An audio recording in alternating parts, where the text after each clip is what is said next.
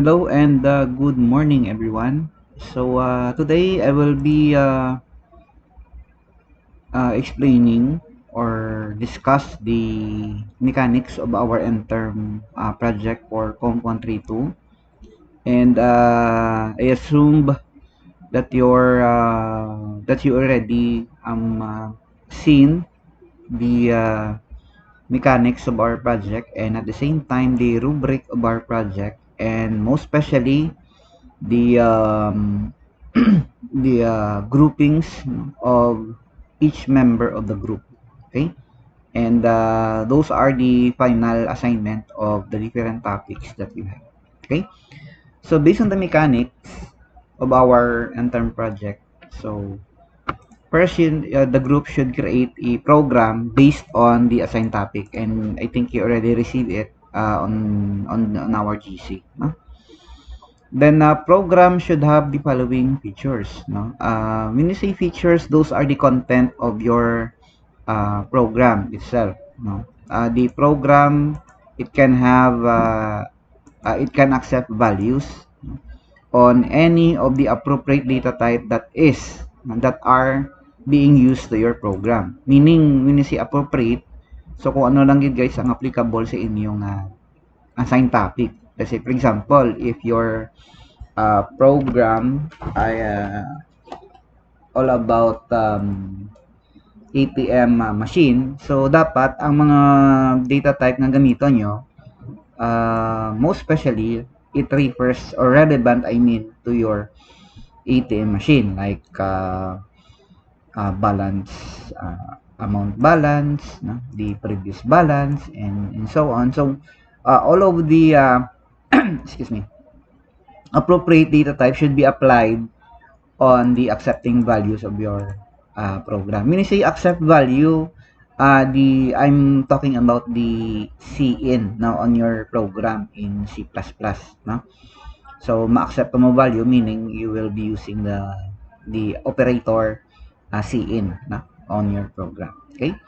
Then second, the program, it must have a computation, okay, expression or formula. Meaning magamit ka mo mga computations yun. Like for example, on the 80, example lang niya, for example, sa student grade naman, calculator. So, syempre, kung may student ka, mayroon ka assignment, quizzes.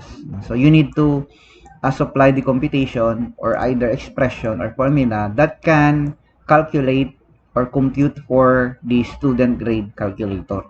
Dapat relevant na, relevant to the assigned topic that you are referring to. No?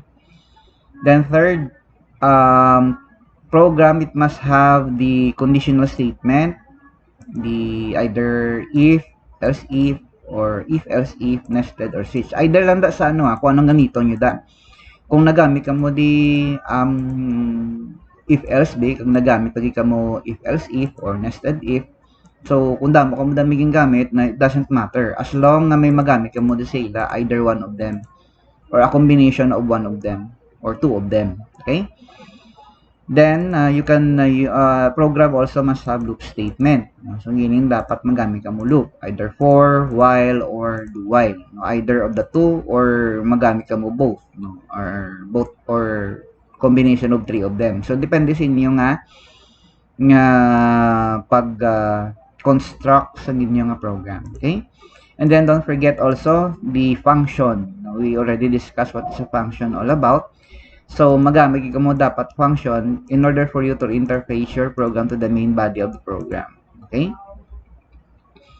So, you need to present your presentation. A project presentation will be on June 15. So, meaning, don't be absent on this date, no? On 15. So, that would be on the Monday.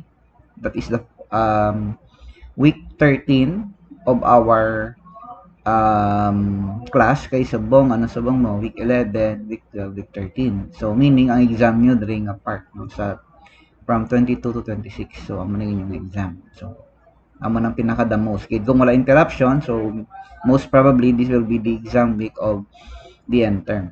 So ang presentation ta will be on the 15th of the month of June. Okay? So don't be absent on this. Now failure to do so, especially kung miyara be nga may mabsent kay isa ka group, as isa ka member sa group, so taga ang gigi sa another topic kung nga siya lang yung isang na ma-present. Okay? So that's on the June 15, 2026. Presentation. When you say presentation na you need to present your program no in front, then you need to explain your code or source code no just like what I'm doing during our class. Okay? So no presentation means 0 on end term quiz and assessment. Okay. Siyempre may exam ka may gyapon, so you need to have an exam. Okay. Ang exam naton is ang coverage niya is ang loop statement lang. Ang for loop, while loop, and the do while loop. Okay? So, refer to it on our previous lesson naton sa for, while, and do while. Natawon tong module naton sa G Drive. So, you just visit and review again your module for those topic. Ang for loop, while loop, and the do while loop. Para sila. Okay? Now, let's proceed to the rubric. Now, the rubric of our program presentation is first, the criteria is program functionality, code quality, the use of the C++ concept, ang inyo na nga topic, ang presentation, deliberation, and your demonstration, kung paano ka mag-derive. Okay? So, as a group niya guys, as a group. Pero, after the presentation, may dapat, may a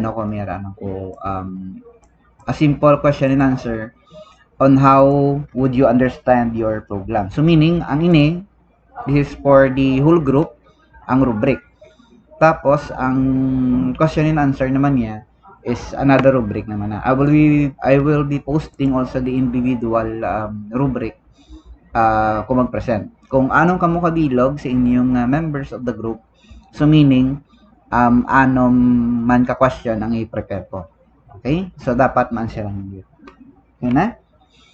So, for the excellent, amo ni nga ton nga nga description for the excellent. So, program runs correctly and meet all of the requirement based on our mechanics here. So, dapat ma-hit ni gid ang tanan nga mechanics. Okay?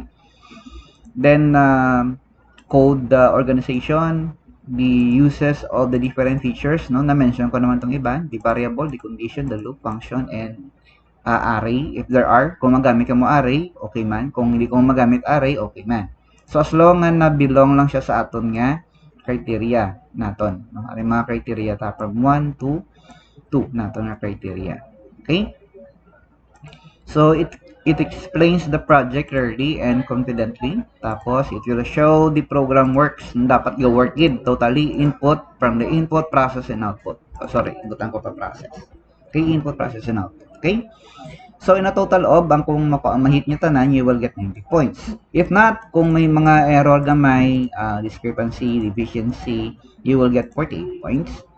And for those who daw nagaano gid, daw damo gid error, lacking of, hindi way yung may explain, demonstration, etc. and so on and so forth. So, you will get 23 points. Okay? So, dapat, ma-present nyo sa insakto ang inyong program, ang program nyo correctly well organized, kag ma-code nyo sa insakto. Okay, so these are the rubrics of our presentation. As I've said, ang individual nga rubric naman for scoring, individual scoring will be also posted later. Okay? So, if you have any questions with regards to this, I'm always here on my office, or you can ask me on our GC so that I can entertain all of your questions. Okay? So, yeah, I think that's all of it. So, see you guys on the presentation, or see you on the day wherein kung may ara ka mo pamangkot or clarification sa aton end term project. Okay? See you guys and good day.